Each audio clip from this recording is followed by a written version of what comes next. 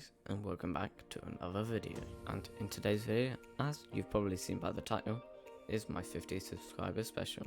So make sure to like and subscribe so I can get to 100. And for this 50 subscriber special, I'm going to be making a special nest for the first ant species that were featured on this channel. So stay to the end to see their reaction. Here is a white tongue block. These are commonly used as nests in the ant keeping community. So I'll cut it into the shape of the outworld and then I'll sand it down so it can fit in. This outworld is where it's going to go in.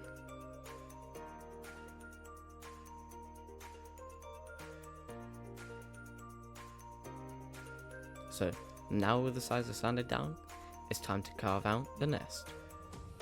So as soon as it's my 50 sub special, I decided to make the nest a 50. I mean, like, what else did you expect? Here you can see I'm pointing to where I'm going to make the nest entrance. I'm going to drill a hole through the top down into the nest so they can access it. So now that it's all drilled out and done, it's time to wash it out so no dust stays in the nest.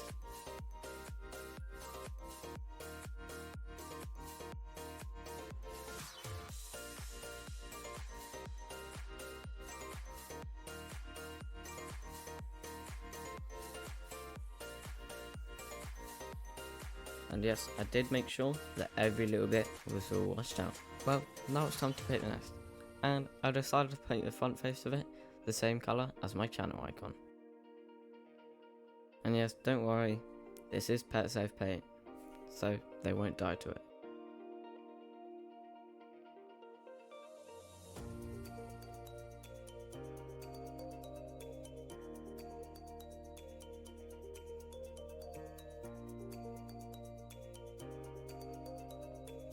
I chose to paint the nest black on the inside, so that if any light gets through, it won't be reflected as much, so they won't get as disturbed.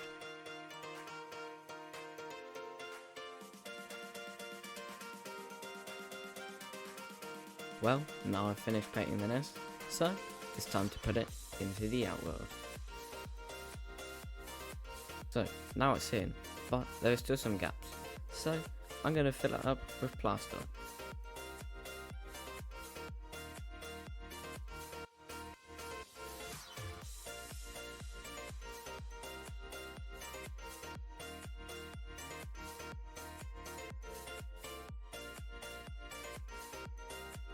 This is the same plaster that I used to make some nests, but if you don't want to use plaster when making a DIY setup, you can use grout instead. So now it's all filled up, so I'll wait for it to dry, come back and wipe out any of the stuff remaining on the walls. Even though I didn't mean for it to be all bumpy, I quite like it, because instead of it being smooth and them just walking over it normally, it adds a more natural feel to it. And now that I've filled it all up, it means that they can't get down the sides and nest in places that I don't want them to. But remember, when using plaster or grout in an outworld, always fill the holes with cotton. Always. But now it's dry, and luckily there aren't any cracks so far.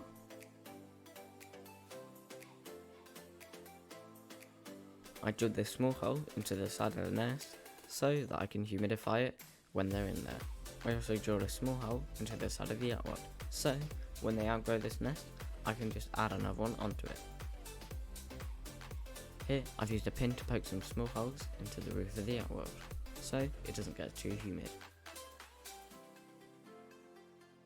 And now, I've used some black foam and some sellotape, so when they're in the nest, they can have some nice peace and quiet, and so they don't get too disturbed by the light.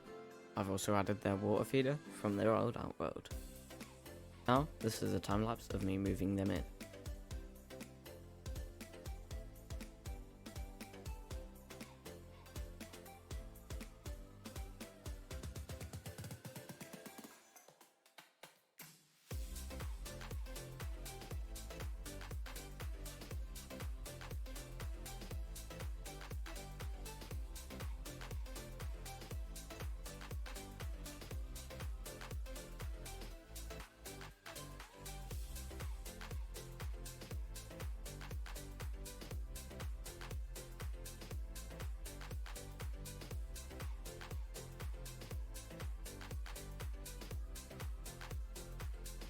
Well, now they're moved in, they've already sent a worker to investigate.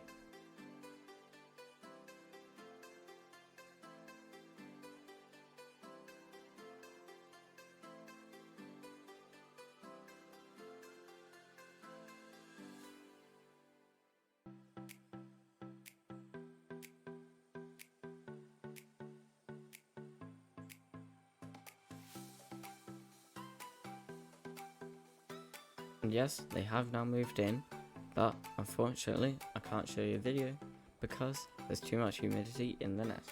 But don't worry, I'll upload a short. That's all for now. Thanks for watching, and I'll see you in the next one.